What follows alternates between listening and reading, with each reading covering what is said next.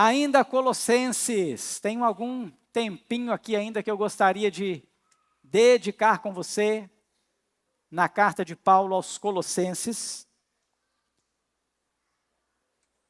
E hoje eu quero ler com você no capítulo 3.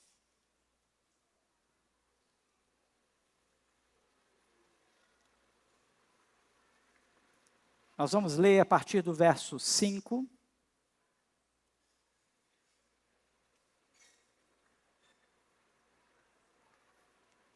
Carta de Paulo aos Colossenses.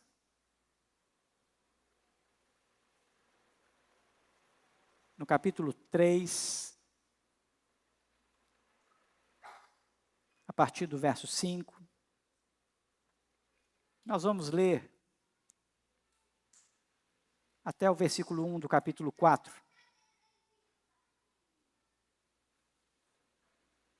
Amém? Os irmãos acharam?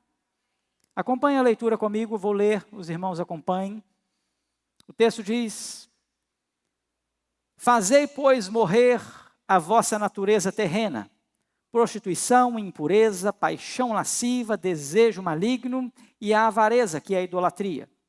Por estas coisas é que vem a ira de Deus sobre os filhos da desobediência. Ora, nestas mesmas coisas andastes vós também, noutro tempo, quando vivieis nelas. Agora, porém, despojai-vos igualmente de tudo isso: ira, indignação, maldade, maledicência, linguagem obscena do vosso falar. Não mintais uns aos outros, uma vez que vos despistes do velho homem com os seus feitos, e vos revestistes do novo homem, que se refaz para o pleno conhecimento, segundo a imagem daquele que o criou, no qual não pode haver grego, nem judeu, nem circunciso, nem incircunciso, nem circuncisão, nem circuncisão, bárbaro, cita, escravo, livre, porém Cristo é tudo em todos. Revesti-vos, pois, como eleitos de Deus, santos e amados, de ternos afetos de misericórdia, de bondade, de humildade, de mansidão, de longanimidade. Suportai-vos uns aos outros, perdoando-vos mutuamente, caso alguém tenha motivo de queixa contra outrem. Assim como o Senhor vos perdoou, assim também perdoai vós. Acima de tudo isso, porém, esteja o amor, que é o vínculo da perfeição. Seja a paz de Cristo o árbitro em vosso coração, a qual também fostes chamados em um só corpo, e sede agradecidos. Habite ricamente em vós a palavra de Cristo. Instruí-vos e aconselhai-vos mutuamente em toda a sabedoria, louvando a Deus com salmos e hinos e cânticos espirituais, com gratidão em vosso coração. E tudo o que fizerdes, seja em palavra, seja em ação, fazei-o em nome do Senhor Jesus, dando por ele graças a Deus Pai. Esposas, sede submissas ao próprio marido, como convém no Senhor. Maridos, amai vossas esposas e não a trateis com amargura. Filhos, em tudo obedecei a vossos pais, pois fazê-lo é grato diante do Senhor. Pais, não irriteis os vossos filhos, para que não fiquem desanimados. Servos, obedecei em tudo ao vosso Senhor, segundo a carne, não servindo apenas sob vigilância, visando tão somente agradar homens, mas em singeleza de coração, temendo ao Senhor. Tudo quanto fizerdes, fazei-o de todo o coração para o Senhor, e não para homens, cientes de que recebereis do Senhor a recompensa da herança. A Cristo o Senhor é que estáis servindo. Pois aquele que faz injustiça receberá em troco a injustiça feita, e nisso não há acepção de pessoas. Senhores, tratai os servos com justiça e com equidade, certos de que também vós tendes Senhor no céu.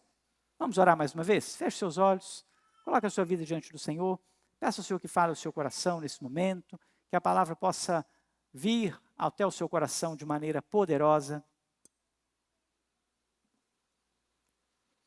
Pai, obrigado, Deus, pela palavra lida, obrigado porque nós estamos diante do Senhor, e eu quero pedir ao Senhor que a minha boca se cale nesse momento, que o teu Santo Espírito possa de maneira profunda falar ao coração da sua igreja, em nome do Senhor Jesus. Amém e amém.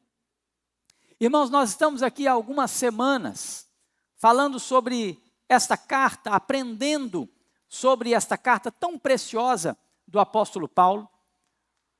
Uma carta que tem como a base, uma carta que tem como centro a supremacia de Cristo, ou o poder de Jesus Cristo, a obra redentora de Jesus Cristo.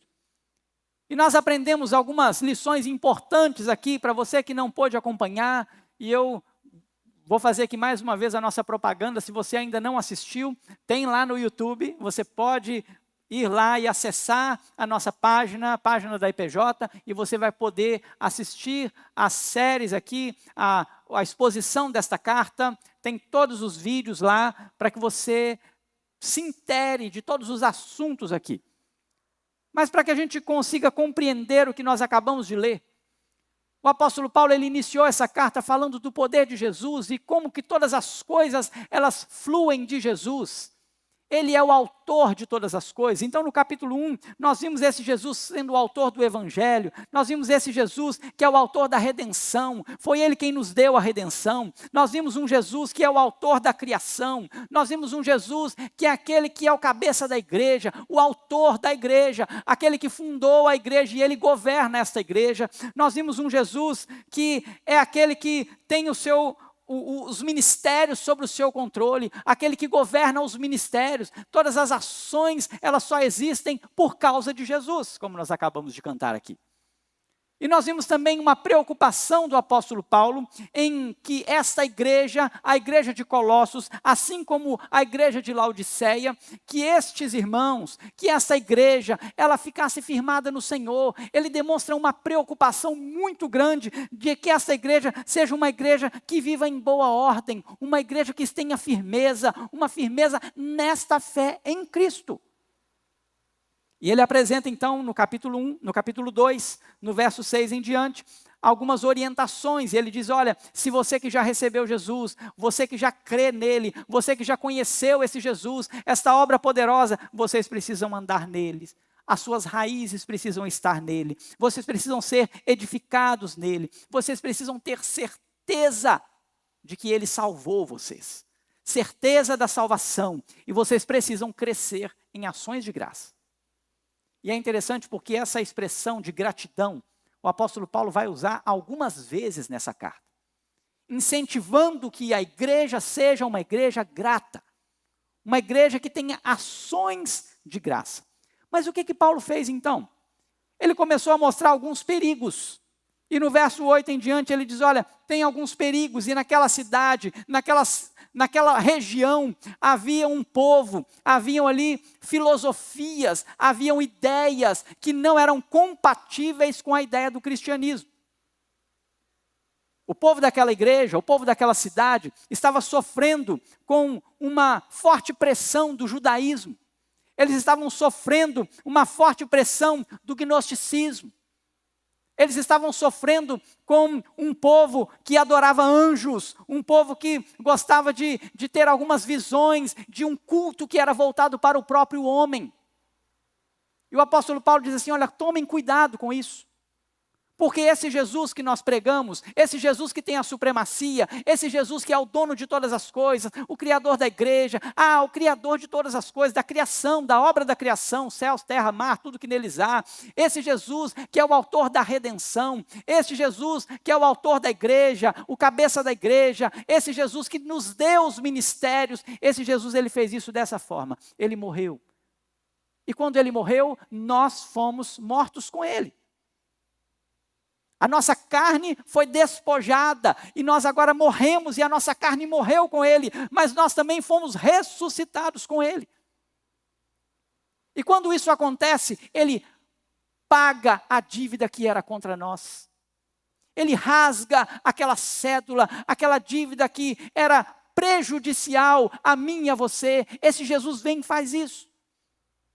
Então Paulo diz, olha, tome cuidado. Quando ele chega no capítulo 2, no verso 16, ele começa a dizer então para a gente tomar cuidado mais uma vez com essas filosofias, com estes judaizantes, com essas religiões de mistérios, com este gnosticismo que rondava aquela cidade, que rondava aquela igreja e, de alguma maneira, estava iludindo as pessoas e forçando as pessoas. Por isso ele vai dizer no verso 16 que ninguém vos julgue porque vocês não fazem aquilo. Ele vai dizer no verso 18 que ninguém faça árbitro contra vocês porque vocês não praticam as mesmas coisas.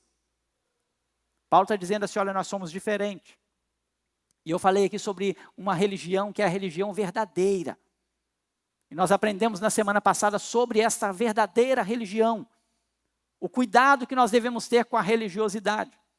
Então o apóstolo Paulo, ele diz no verso 20 do capítulo 2, ele vai dizer que nós morremos com Cristo para essas coisas. Nós agora não temos mais isso como modo de vida, aquelas ordenanças, as coisas que nós tínhamos que fazer, principalmente como o judaísmo, que apontava para Jesus, isso agora já não faz parte da vida do cristão, isso já não faz parte dessa nova aliança, dessa nova igreja, porque Jesus já cumpriu tudo isso. O preço já foi pago, a dívida já foi paga, a cédula já foi rasgada. E Jesus, ele fez isso por nós para que nós não precisássemos mais matar o cordeiro, não precisássemos mais de sumo sacerdote que fizesse mediação entre nós e o Senhor. Nós agora somos livres de tudo isso. E aí quando ele chega no capítulo 3, ele vai dizer então, olha, você já morreu para essas coisas, mas você também foi ressuscitado. E uma vez que você ressuscitou com Cristo, agora você não pensa mais nas coisas desta terra. Você pensa nas coisas de onde? Lá do alto. Você agora vai viver para as coisas do alto. Porque você morreu para esta vida. Essa vida agora já não nos pertence mais. Agora nós pensamos em tudo que está no céu e aquilo que nos espera na glória. Nós aprendemos tudo isso nos últimos sermões, nas últimas mensagens aqui sobre esta carta. Mas agora Paulo chega num momento onde ele vai falar assim, olha, então tem uma maneira de praticar isso aqui.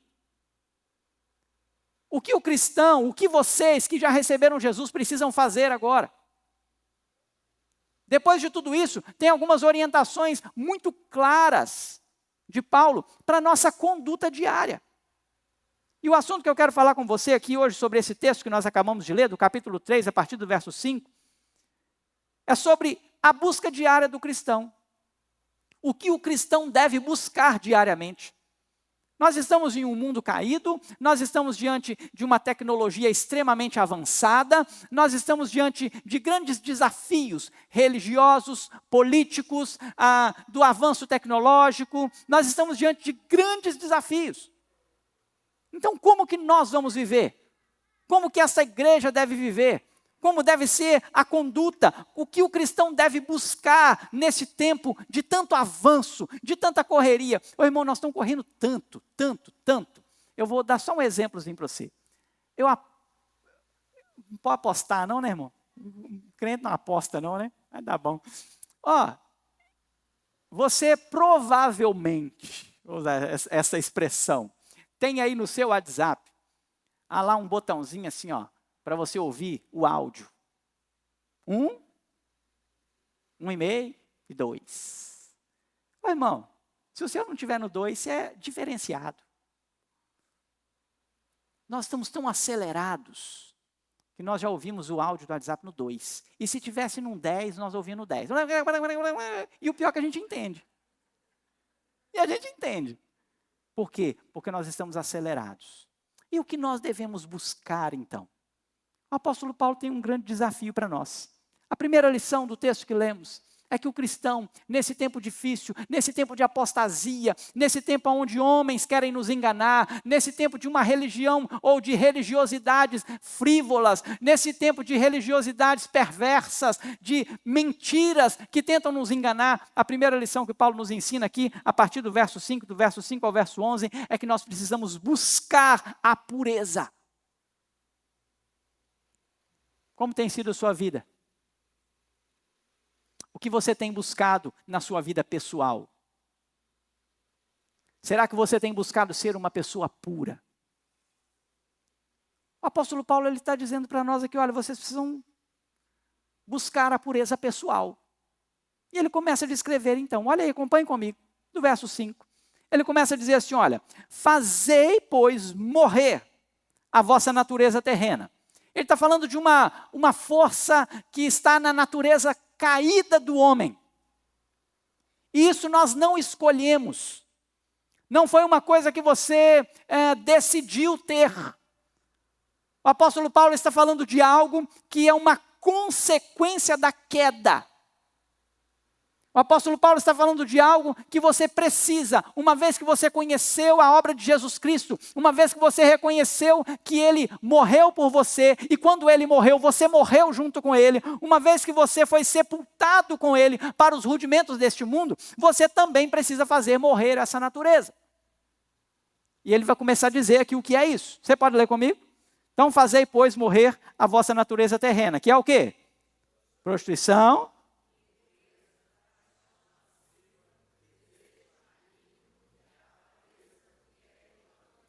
Ele está falando de coisas que estão neste homem carnal.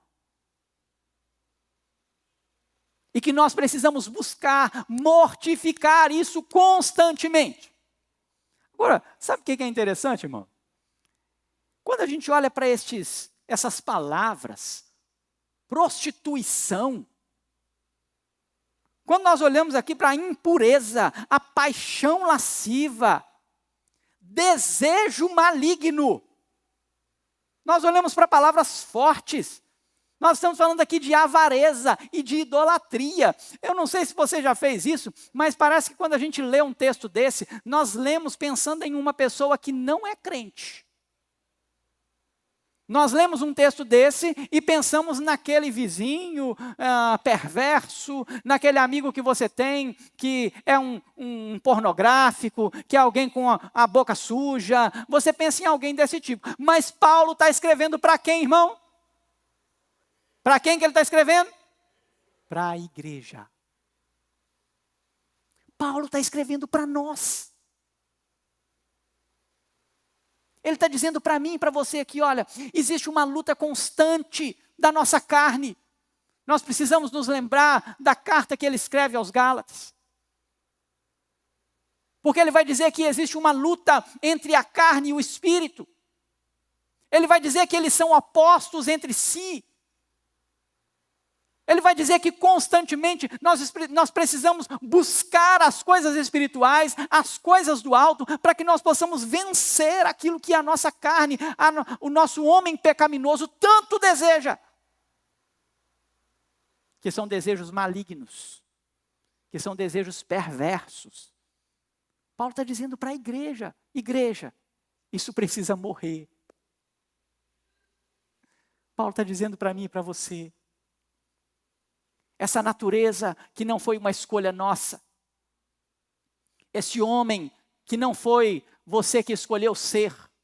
Ele precisa ser mortificado a cada dia. E ele continua dizendo assim, olha, por estas coisas, verso 6, é por estas coisas que vem o quê? A ira de Deus sobre os filhos da desobediência. Existe uma possibilidade de você obedecer a Deus e desobedecer a Deus. Eu tenho falado com algumas pessoas, hoje eu dei aula na classe de adolescentes, e eu estava conversando com eles sobre essa relação que Deus tem conosco, e a relação de pai e filho. Essa ideia de que nós fomos nascidos de novo, e como alguém nascido de novo, nós somos como bebês que precisam do genuíno leite espiritual para que a gente cresça. E depois a gente precisa de alimento sólido para continuar crescendo. Nós somos assim. E a figura da criança com os seus pais, essa ideia de relacionamento, ela é a mesma da nossa relação com Deus. O filho, ele pode obedecer, mas ele pode também desobedecer. E se o filho obedece, ele é premiado. E se o filho desobedece, ele é punido. Neste caso, Paulo diz assim, olha, é por isso.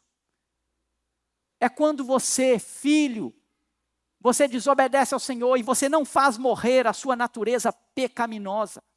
A ira de Deus, ela vem sobre os filhos da desobediência. aqueles que não têm andado em obediência ao Senhor e à sua palavra. E ele continua dizendo assim, ora, verso 7, acompanhe comigo. O texto diz assim, ora, nessas mesmas coisas andastes vós também no outro tempo, quando vivíeis nela. Agora, porém, despojai-vos igualmente de tudo isso. E agora ele vai traçar aqui uma nova categoria de situações. Então você lê comigo aí o verso 8. Agora, porém, despojai-vos igualmente de tudo isso. O quê? Ira.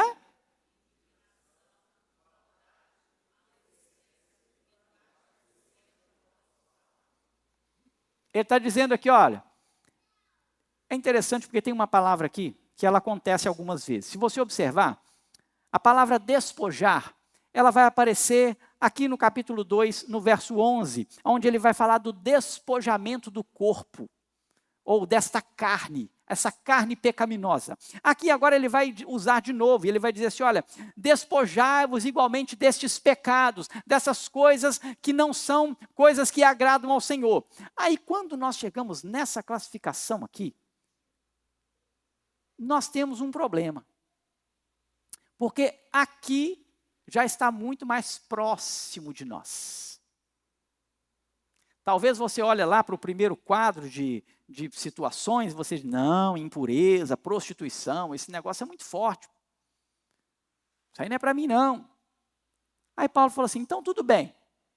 Já que você já está seguro, já que você já conseguiu vencer essas coisas, tem um outro quadrinho aqui de situação que você também precisa vencer. Aí ele começa com um simples, irmão. Qual que é o primeiro que ele coloca aí? É a ira. Olha a lista de ações que o apóstolo Paulo está dizendo assim, olha, você precisa vencer isso. Você precisa buscar ser puro. Ele está dizendo assim, você tem que deixar a ira de lado. Você tem que se despir. Aqui nós temos uma ideia nessa carta de alguém que tira uma roupa suja, uma roupa ruim, fétida, uma roupa já apodrecida, e ele vai vestir uma nova roupagem. Essa é a busca de uma pureza, de estar limpo. Então você vai se despir de indignações, você vai se despir de maldade, de maledicência. Você vai se despir de linguagem obscena.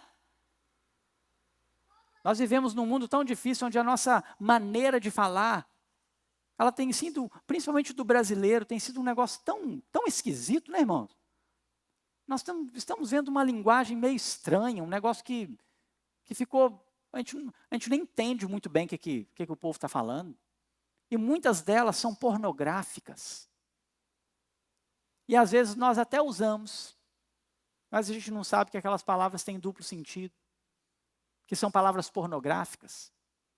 E Paulo vai dizer assim, olha, despoja disso, vai se despir disso. Mas ele vai chegar no verso 9 e ele vai falar de uma coisa que tem me preocupado tanto. O que ele vai dizer no verso 9? Você pode ler comigo? Vamos ler? Não, uma vez... Paulo está dizendo assim, olha, você já tirou essa roupa suja. Você já tirou essa roupa fétida, podre. Então, uma vez que você já fez isso, para de mentir. Para de mentir. Irmãos, há alguns anos nós temos enfrentado, nós descobrimos nas redes sociais o tal do fake news. Começou lá nas redes sociais. Uma avalanche de mentiras. E quando essas fake news apareceram, não sei se vocês lembram, elas fizeram com que muitas pessoas acreditassem em coisas absurdas. E aí virava e mexia, a gente tinha que ir nos grupos e falar assim, gente, isso é mentira, não é assim não, gente, procura a fonte. Vocês lembram disso? Vocês estão lembrados disso? Isso não tem muitos anos não, gente. Isso foi agora, pós-Covid. Isso tem pouquinho tempo. 2021, a gente estava aqui numa luta ferrenha contra as fake news. A gente estava numa luta ferrenha contra as mentiras que vinham nas nossas redes sociais, no WhatsApp, e as pessoas começavam a transmitir aquilo sem saber de onde vinha, sem saber para onde ia. E a luta que nós temos tido nos nossos dias tem sido contra a mentira. As pessoas têm mentido de maneira descarada. As pessoas olham dentro do nosso olho, irmãos. Eu lido com pessoas. E muitas vezes eu tenho lidado com pessoas que olham dentro dos meus olhos e falam A, e elas viram as costas e falam B. E aí Paulo está dizendo assim, olha, você já tirou essa roupa. Essa roupa não serve mais em você. Você precisa se despir disso. Mas em contrapartida, ele vai dizer assim, olha, vocês precisam se vestir e vestir uma nova roupagem. Vocês precisam ter agora um novo visual, vocês precisam agora ser um novo modelo. Então no verso 10, ele vai dizer que, olha, ele diz para a gente, olha, vocês precisam despir dessa roupa aí. E aí agora no verso 10 ele fala o quê? E vos revestistes de quem, irmãos? Do novo homem, que se refaz para o pleno conhecimento, segundo a imagem daquele que o criou, no qual não pode haver grego, nem judeu, nem circuncisão, nem incircuncisão, nem bárbaro, cita, escravo, livre, porém Cristo é tudo em todos. Tem uma ideia aqui muito interessante, porque o apóstolo Paulo está citando algumas etnias aqui, algumas pessoas que faziam parte de quadros que tinham os seus costumes. Então ele vai falar de grego, ele vai falar de judeu, cada um tinha o seu costume. Os escravos tinham um costume, os bárbaros tinham um costume. Ele vai falar de pessoas que eram os circuncisos, tinham um costume, o incircunciso tinha um outro costume. Então o apóstolo Paulo vai dizer assim, olha, uma vez que você se despiu deste pecado, dessa roupa suja, agora nós somos todos iguais. Não tem a ver mais com os costumes do judeu ou do grego. Não tem mais a ver com os costumes do escravo ou do livre. Não tem mais a ver com os costumes dos presbiterianos, dos batistas, dos metodistas. Não é uma questão de costume. Não é uma questão de se eu posso fazer isso ou eu posso fazer aquilo. Agora é uma questão de nós vivermos em função e de acordo com aquele que nos libertou. E quem é esse? Quem é esse, irmão? Jesus. Nós precisamos ser como Jesus. Para que a gente seja cristão de verdade, nós precisamos cuidar e buscar diariamente a pureza pessoal. Nós precisamos saber que não tem a ver se você é presbiteriano. O presbiteriano pode usar calça, mas o assembleiano tem que usar saia. Isso aí são filosofias vãs que Paulo já condenou. Não deixa ninguém te prender por causa disso. Não deixa ninguém te regular por causa disso. Porque se Cristo está em você, você já se despiu do velho homem. Então agora não faz parte da sua vida mais a ira, a indignação, a maledicência, a linguagem obscena, a mentira. Não faz parte mais da sua vida a prostituição, a impureza, a paixão lascívia, o desejo maligno, a avareza. Isso não faz parte mais da sua vida. Você já se despiu e agora você se reveste do novo homem. Irmãos, tem sido um grande desafio para nós. Eu estou olhando para vocês e eu estou vendo a roupa de vocês. Eu não sei se vocês reconheceram a Késia. A Késia está ali atrás. É a Késia mesmo, tá, irmãos? Ela transformou. Ela trocou de roupa. Eu amo aquele cabelinho black dela, já falei com ela. É uma mudança de visual. Eu estou usando a Késia aqui como exemplo porque a vida cristã precisa ser desse jeito. Quando você reconhece Jesus, as pessoas precisam olhar para você e elas têm que assustar com o que elas veem. Tem que ser uma coisa que mostra de maneira radical. E nós andamos pelas ruas.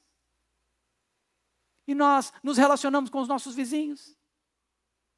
E nós passeamos pelo shopping. E nós vamos à igreja. Nós cantamos, vamos à escola, ao trabalho. E ninguém vê nada na gente, tem um problema. Parece que está todo mundo igual. Não pode ser, irmão. Não pode ser. Paulo está dizendo assim, igreja, busque a pureza. Tire a veste suja. Sabe por quê? Porque não é você que faz isso, porque foi Jesus quem já morreu por você. Então você não pode continuar buscando as coisas que vocês viviam outrora, em outro tempo, nelas.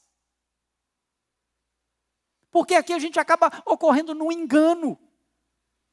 O que o apóstolo Paulo está querendo dizer para a gente é que nós não podemos ser enganados de achar que porque nós praticamos rituais religiosos, de que nós vamos à igreja, vamos à escola dominical, participamos do culto de oração, vamos no trabalho das mulheres, dos homens, nós participamos de todas as programações e com isso nós estamos então salvos. Mentira! É mentira. Você está salvo. Porque Jesus te salvou e transformou a sua veste suja, e tirou a sua veste suja, e colocou em você uma nova roupagem, uma roupa limpa, uma veste branca, uma veste cheirosa, e é por isso que você é salvo. Não é pelo seu ritual. Eu fico pensando em Paulo preso, porque nesse tempo Paulo estava preso, escrevendo essa carta, e pedindo aos seus companheiros que iriam levar esta carta, para serem enfáticos com aquela igreja. Porque Paulo era um homem enérgico, irmãos. Eu fico pensando, e Paulo muitas vezes, ele ditava a carta, e alguém escrevia para ele, e ele apenas assinava de próprio punho. Eu fico pensando que Paulo devia ditar aquela carta andando de um lado para o outro e sendo enérgico e falando, diga para aquele povo, fala para aquele povo tirar aquela roupa suja, fala para aquele povo isso, assim, assim, assim. Eu fico pensando em Paulo falando desse jeito, porque ele tinha um desejo, como nós vimos aqui no capítulo 2, no verso 5, onde ele quer verificar a boa ordem dessa igreja, onde ele quer verificar a fé que essa igreja tem em Cristo Jesus. Nós precisamos tirar a roupa suja. Porque Jesus Cristo já morreu para nos salvar, para nos lavar de todo pecado e nos tornar alvos mais do que a neve, irmãos. Você crê nisso, meu irmão? É despojar, tirar. João, o discípulo amado, na sua primeira carta, no capítulo 2, ele vai dizer assim, olha filhinhos, essas coisas eu vos escrevo para que não pequeis. Mas se por um acaso, ele vai falar de um acidente, irmão. Ele vai falar de uma sabe quando você está de camisa branca e come macarronada? Acho que inevitavelmente sua roupa branca vai sujar. Eu acho que, não sei se você já conseguiu comer uma macarronada com a camisa branca e não caiu um pinguinho. É possível que caia um pinguinho. É possível. Mas o Senhor Jesus é o nosso advogado. Mas quando a gente pensa numa roupa branca para comer uma macarronada, o que a gente faz com a camisa branca? A gente tira para não sujar. Sabe, o pecado não pode estar na nossa vida. A pureza pessoal é algo fundamental para a vida da igreja. Agora o apóstolo Paulo ele vai trazer agora um outro ensinamento, uma segunda lição. Então, a primeira lição é que este cristão, ele precisa buscar diariamente essa pureza pessoal. Mas ele vai então dizer no verso 12 em diante, ele vai trazer a segunda lição, que este cristão ele também precisa buscar a comunhão uns com os outros. Agora ele vai falar deste corpo, dessa igreja, deste povo que foi alcançado por Jesus Cristo. Então ele começa a dizer o seguinte, verso 12, acompanhe comigo. Ele diz assim, olha, revesti-vos, pois, como eleitos de Deus, santos e amados, de ternos afetos de misericórdia, de bondade, de humildade, de mansidão, de longanimidade. Se você observar, nos versos anteriores, ele utilizou aqui o que em Gálatas ele chama de obras da carne. Mas agora ele vai dizer para este povo que já se despiu desta roupagem velha e suja, ele vai dizer assim, olha, agora vocês têm o fruto do Espírito. E como pessoas que possuem o fruto do Espírito, vocês precisam se revestir disso. A roupa nova agora, ela é o fruto do Espírito na sua vida. Você tira a roupa suja, a roupa pecaminosa e você veste uma roupa nova. Essa é a ideia que Paulo está trazendo aqui. Então ele vai dizer que essa roupa nova ela vem acompanhada de misericórdia, de bondade, de humildade, de mansidão, de longanimidade. Mas o apóstolo Paulo agora ele está falando de um relacionamento entre irmãos, de um relacionamento entre igreja. E ele vai dizer algo muito importante no verso 13, e eu quero que você leia comigo. Verso 13 diz, suportai-vos.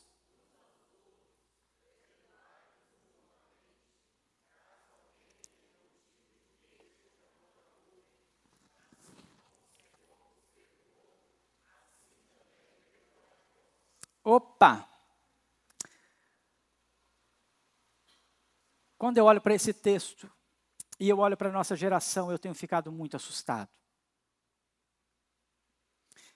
Tem uma ação daquele que foi revestido. Aqueles que são eleitos de Deus, aqueles que são santos.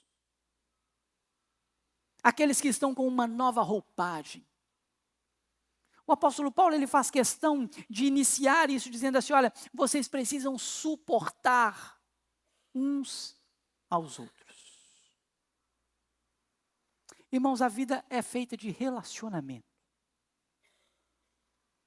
Mas como nós estamos num tempo onde o relacionamento tem sido superficial, como nós estamos numa era onde o relacionamento ele tem sido o relacionamento da rede social, nós estamos com muita dificuldade de nos revestir deste homem, desta mulher, eleito de Deus, santo de Deus, que possui essas características de misericórdia, de bondade, de humildade, de mansidão, de longanimidade. E é interessante porque, ao mostrar essa característica que é fruto do Espírito, Paulo vai dizer assim, tem uma maneira de você ver, de você perceber se o fruto do Espírito realmente está em você. Sabe como é que você percebe isso? Se você se relaciona bem com seu irmão. Se você consegue suportar o seu irmão.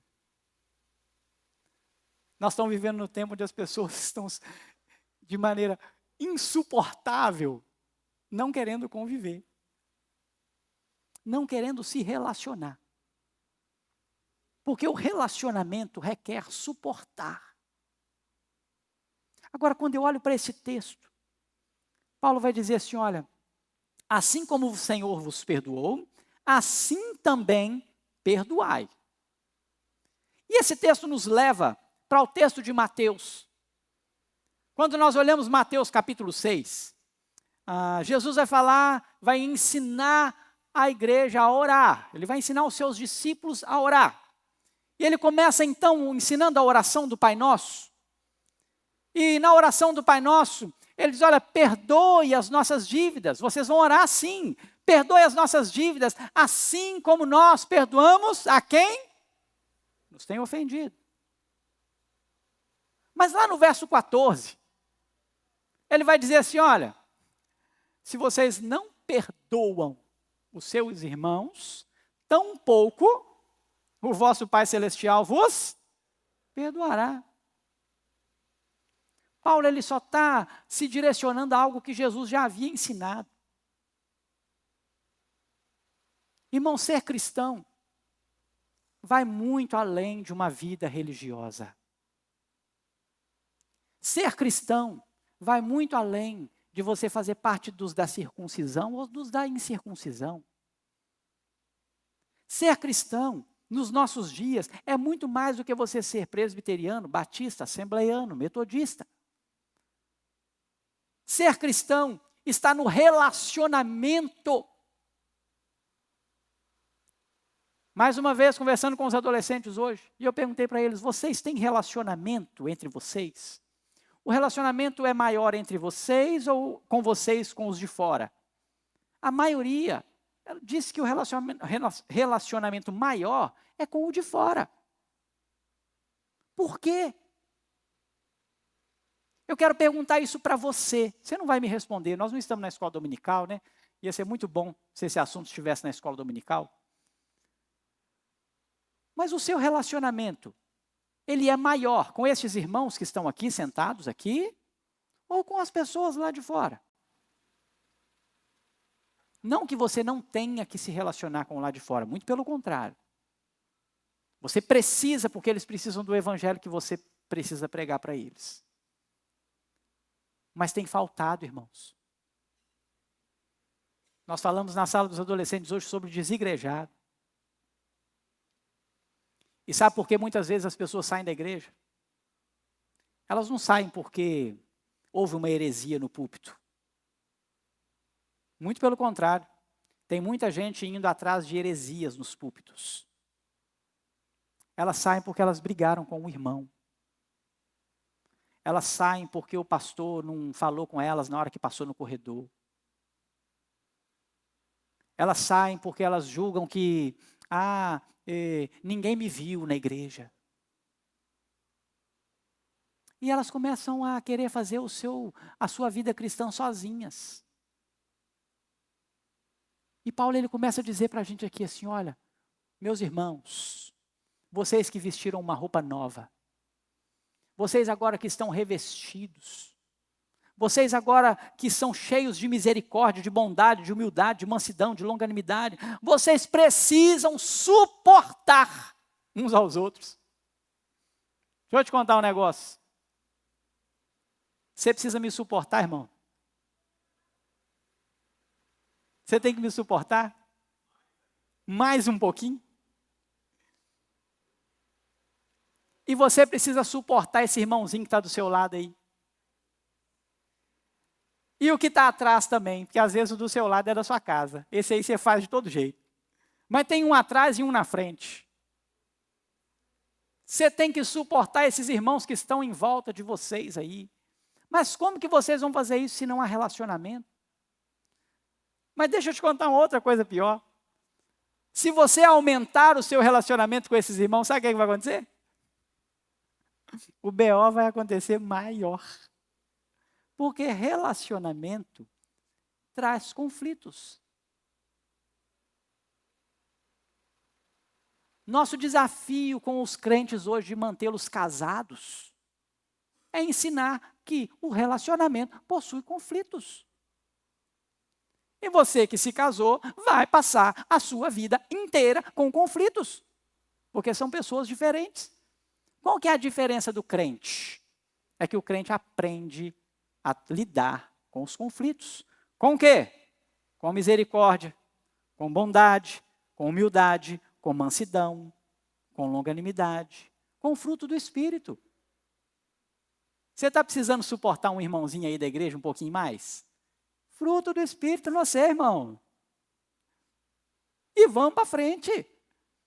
Tem um irmãozinho aí mais apurrinhado, que você olha para ele, você já vem lá, vixe, lá vem o irmão. Irmão, fruto do Espírito em você.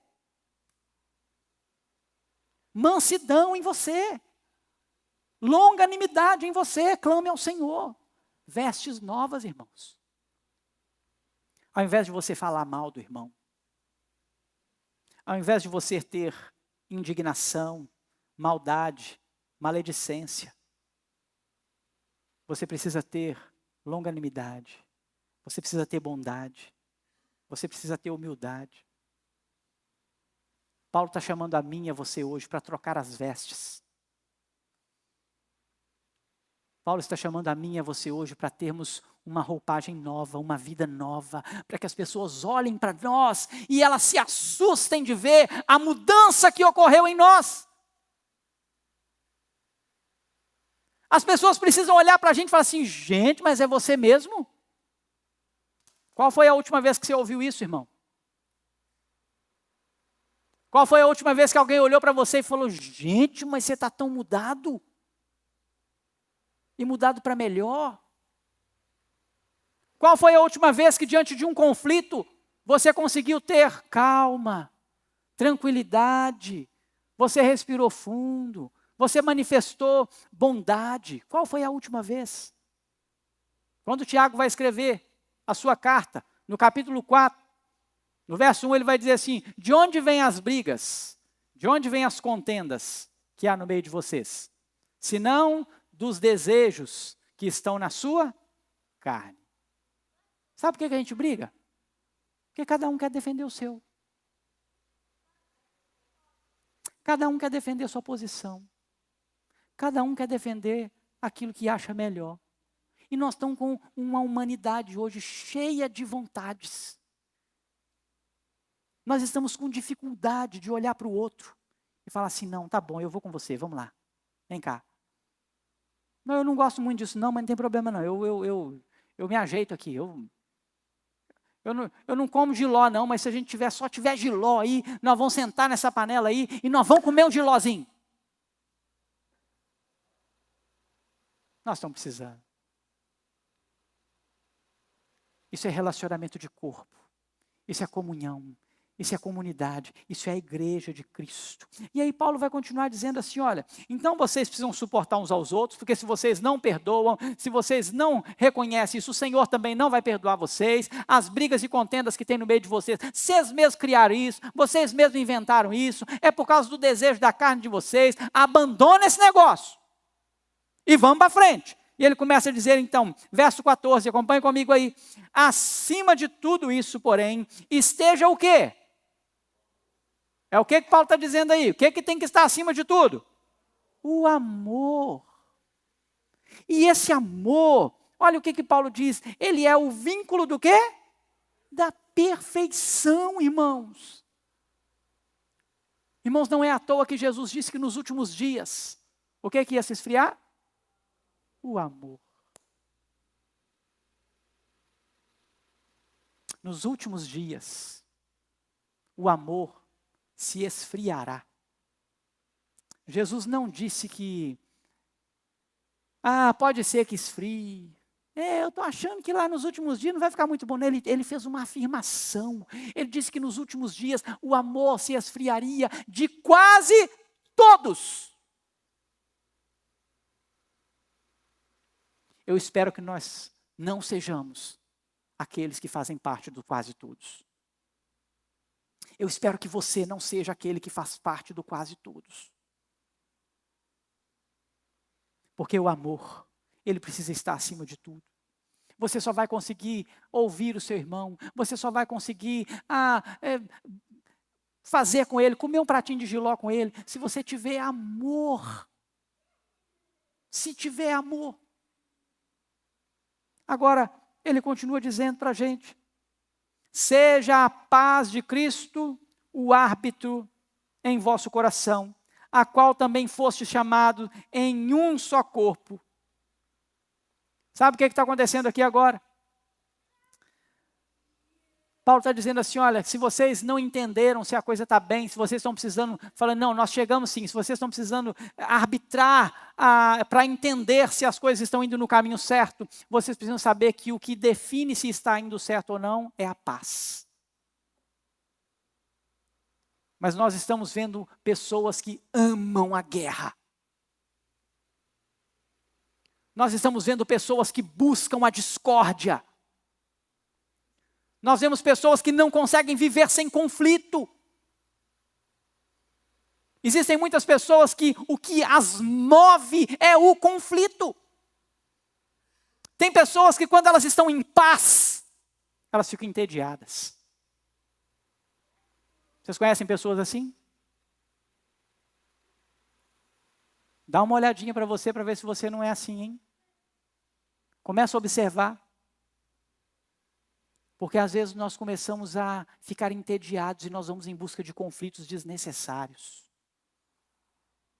Com o marido, com os filhos, o marido e a mulher, com os filhos, com os amigos, com o Senhor, com o patrão, com a igreja, com o irmão. Parece que há uma busca desenfreada por impor as decisões, e as decisões próprias, a palavra própria, ela parece que ela tem um peso tão grande que você vai em busca daquilo de qualquer forma. Aproveitar que a Helena não está aí, agora eu posso falar. Ela queria fazer um negócio lá, eu falei assim, minha filha, você não vai fazer isso não. Aí ela falou assim, não, mas por quê? É meu. Eu falei, que seu, menina? Isso aí é meu. Ela, não, é meu. Eu falei, não, você é minha. Ué? Não, mas a minha roupa é minha. Eu falei, não, a roupa é minha. A sua roupa é minha. Então veste. Eu falei, gente do céu. Então veste. Vocês acham que o negócio é moleza, irmão? O sistema é bruto. Eu tenho um clone. Eu tenho um clone lá em casa, que é eu purinho. Você sabe o que é isso? Isso é a vontade própria de uma pessoa que já está entediada e ela quer uma confusão. Eu tenho lá em casa uma menina que ama uma confusão. Ela quer uma confusão qualquer. Quando ela está entediada, ela vira, pai, estou entediado. Aí o que ela faz? Ela vai aprontar. Porque se ela apronta, o que acontece? Acaba o tédio, porque aí eu vou em cima, aí eu vou para lá, eu vou fazer. Não, aí pronto, aí ela está satisfeita. Acabou o tédio. Irmão, nós estamos vivendo isso com as crianças, irmãos. Começa a prestar atenção que às vezes você pode estar indo pelo mesmo caminho sem perceber. Eu não acho que ela planejou fazer isso. Minha filha tem 5 anos. Isso é fruto de uma natureza que precisa morrer todos os dias. A paz, ela tem que ser o árbitro. A paz tem que ser aquilo que decide as coisas que nós vamos fazer. O caminho que nós vamos tomar precisa ser em paz. A igreja precisa andar em paz. A sua família precisa andar em paz. O seu casamento precisa andar em paz. O seu trabalho precisa andar em paz. Agora, o apóstolo Paulo vai dizer que para isso acontecer, precisa ter algo muito importante. O verso 16, você pode ler comigo? Verso 16, o texto diz, habite, todos juntos, vamos lá? Se você fechou a Bíblia, você abre, hein? Capítulo 3, verso 16, o texto diz, habite.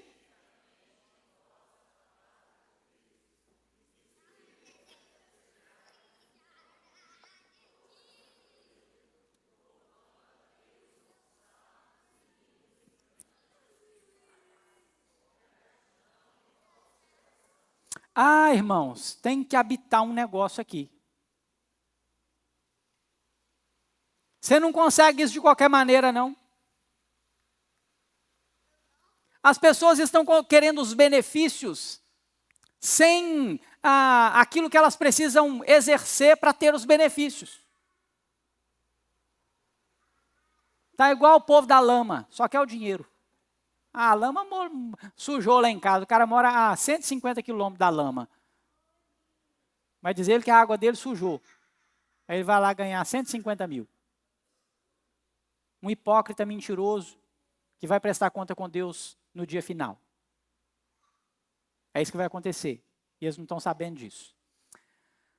Para que nós possamos suportar uns aos outros, para que nós possamos ser esse povo que tem misericórdia, bondade, humildade, mansidão, longanimidade, para ser esse povo que ama, para ser esse povo que tem a paz como árbitro das coisas, precisa habitar em nós a palavra de Deus.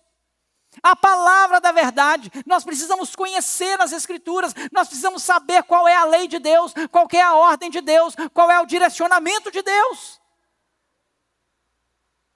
Irmãos, qualquer empresário que lê Provérbios é bem-sucedido. Ele pode não ser nem crente. A Bíblia ela é tão poderosa, que existe um livro chamado Provérbios de Salomão. E esse livro tem ensinamentos tão preciosos que muitos homens, empresários, que não são tementes a Deus, eles utilizam daquele livro para serem bem-sucedidos. Vocês sabiam disso? E eles são. Eles não são salvos, mas eles conseguem ser bem-sucedidos. Agora, por que nós que já reconhecemos Jesus Cristo, por que nós que já nos declaramos cristãos, por que nós negligenciamos tanto esse livro, irmão? Por quê?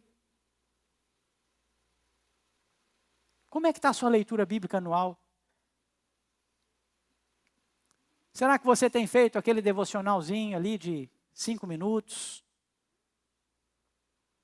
Como está a sua leitura? E olha, o resultado de uma boa leitura, ele está aqui, ó, na instrução. Se você é alguém que tem boa leitura bíblica, se você é alguém que a palavra de Deus habita ricamente em você, você é uma pessoa que instrui o outro. Você é uma pessoa que aconselha o outro. São aconselhamentos mútuos. Nós vivemos um tempo onde as pessoas estão com tantos problemas. Agora você imagina se todos nós estivéssemos fincados na palavra, se todos nós estivéssemos com uma leitura bíblica forte, diária, uma leitura bíblica intensa. Sabe o que ia acontecer no nosso meio? Nós íamos ajudar uns aos outros. Nós íamos aconselhar uns aos outros. Como cristãos, nós não precisamos só buscar a pureza pessoal, abandonar as coisas pecaminosas, mas nós também precisamos buscar essa unidade, onde nós dedicamos o amor a essa igreja, onde nós buscamos a palavra do Senhor para instruir a igreja, para o crescimento do cristão, para que eu e você cresçamos juntos. O apóstolo Paulo, ele vai dizer que quando há a palavra de Deus no seu coração, no meio dessa igreja há louvor, no meio dessa igreja há salmos, há cânticos espirituais, no meio dessa igreja há gratidão. Você suporta o irmão. Olha como é que olha o que a palavra de Deus faz. Você suporta o irmão. Você ama o irmão. Você tem paz.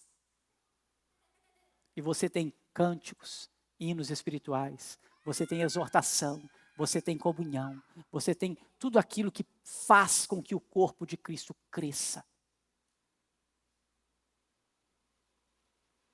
Eu vou parar por aqui. E na semana que vem, eu vou finalizar esse texto com vocês. E vou finalizar aqui até o capítulo 4. Mas eu quero que você saia daqui hoje sabendo que diariamente, você precisa buscar do Senhor pureza. Troca de veste, meu irmão. E você precisa buscar viver a comunhão dos santos. Relacionamento.